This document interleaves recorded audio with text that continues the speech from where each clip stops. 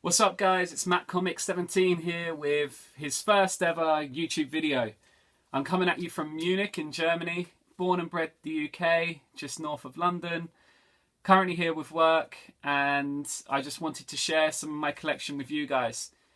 I'm a massive Batman fan, though I would love to collect a little bit of everything. I've only been collecting for a year, so my collection is a bit scarce. But watching you guys have all your fun on YouTube has got me a bit jealous and I wanted to join in as well. So today I wanted to share my top 10 Batman books. I hope you stay with me through the journey and I'll talk a little bit more about myself and my reasons for collecting as the story goes on. Starting with number 10, this is Batman 653. Nothing special, awesome Two-Face cover. The reason why this book made my top 10 is because it's the first comic book I ever bought. I didn't buy it to collect though, I bought it because I wanted to draw the cover. If you follow me on Instagram, you'll see that of my attempt of this book, it will never be as good as the original. But yeah, this is the book that started it all for me, so I had to have it in my top 10. I could have picked many other books, but because it's my first ever one, this is the reason why it's in my top 10. Second on the list is The First Slab, and it's my first ever Golden Age book that I own. It's Detective Comics 117, CGC 1.5. Beautiful Golden Age cover. I loved the Golden Age covers with how simple they were. The basic art, I think, sometimes is the better style of art. A bit disappointed with the top corner, but what can you do? But really happy to have this book. A little bit of history there for me. And yeah, really happy to have it. Eighth on the list is a Bronze Age classic, Batman 234. Silver Age states it's the first Silver Age appearance of Two-Face, even though it's in the Bronze Age. I'll go with that as well. I do have the world's finest book to be safe, but more importantly, the cover is amazing. I believe it's Neil Adams that drew this cover, and it's just fantastic. I just think the whole style of how they've got Two-Face in the background with Batman needing help at the front, you can't beat it. So very, very happy to have this book. Seventh on the list, and the reason why I put this one on the list was because of watching New York Warriors last night.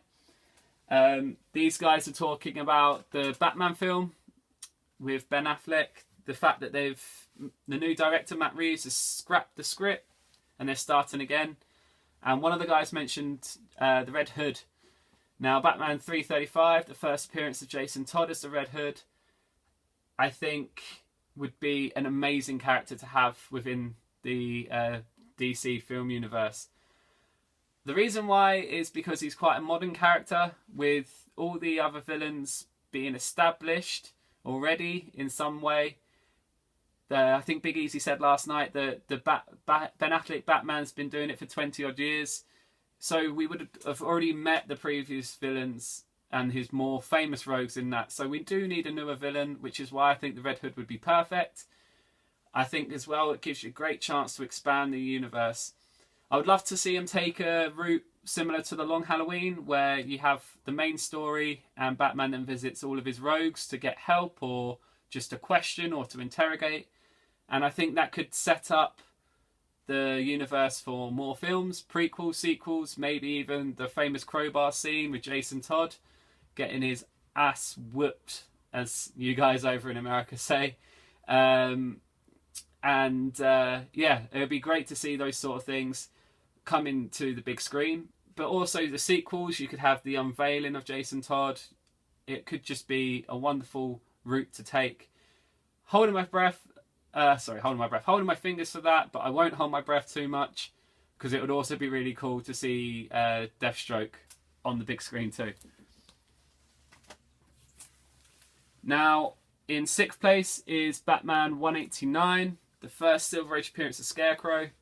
Scarecrow's always been one of my favourite villains. I think it's just because he could be put into real life and it could be slightly believable.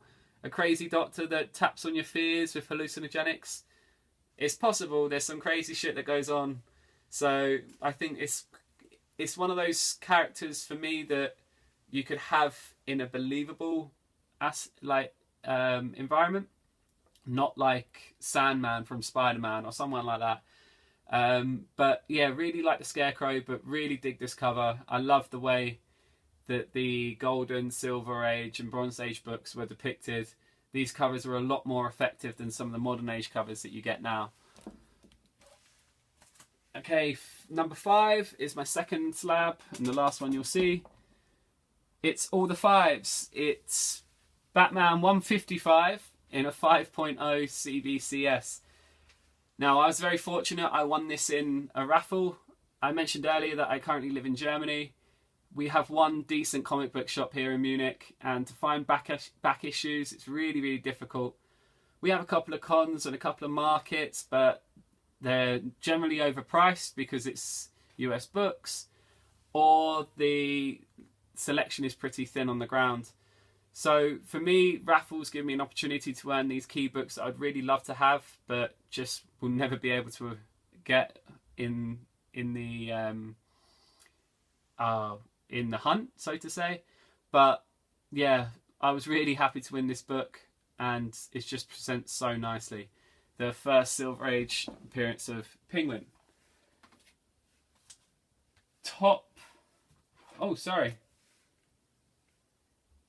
4. In 4th place, sorry, I couldn't count then. I'm a PE teacher, so my maths is never normally this good. 4th place is Batman 171, the first Silver Age appearance of Riddler. Now, it's not the Riddler that puts this in 4th place. It's the nostalgia that this comic book holds for me. I used to sit and watch the 60s TV show with Adam West with my dad on a Sunday afternoon. I'd be playing Lego, he would be reading the newspaper. This would be on the TV in the background. And this cover for me screams that TV show. The hot pink background, the costumes that they're wearing, the fact that Batman and Robin are both throwing haymakers. All that is missing is the kapow and the boom and the big sound effects for each hit. So this cover really is a nostalgic book for me. I love it, and I'm really happy to have it up on my wall. Okay, 3rd on the list is an iconic book, Batman the Killing Joke. This is a first print. I'm very, very lucky to have one. I bought it accidentally. I was looking to draw the cover again. This was the second book I ever bought. I thought I severely overpaid on it, and once I did some more research, I actually realised I actually got quite a good deal for this book. Really happy to have it. Wonderful story, wonderful cover. Bit let down by the movie last year, but you know what? There'll be another attempt, I'm sure. But this is just such an iconic cover, and I think it's a must for any Batman collector. But I've only been collecting for a year, so I can't have too much input in that. Okay, top 2. Going from one iconic Joker cover to another. This is Batman 251. I just love the fact that this is where DC took Joker back to his true identity, if you would say, if you could put it like that, where he starts going slightly crazy again. Love this cover. It's so iconic. Bit disappointed with the Pence stamp in the middle, but you know, this is a really nice grade. It's one that I can afford, one that I'm happy with. I was able to read the story. I just love this book. It's such a cool cover, and it presents so nicely on anyone's wall. And then finally is another book that I'm so happy to have.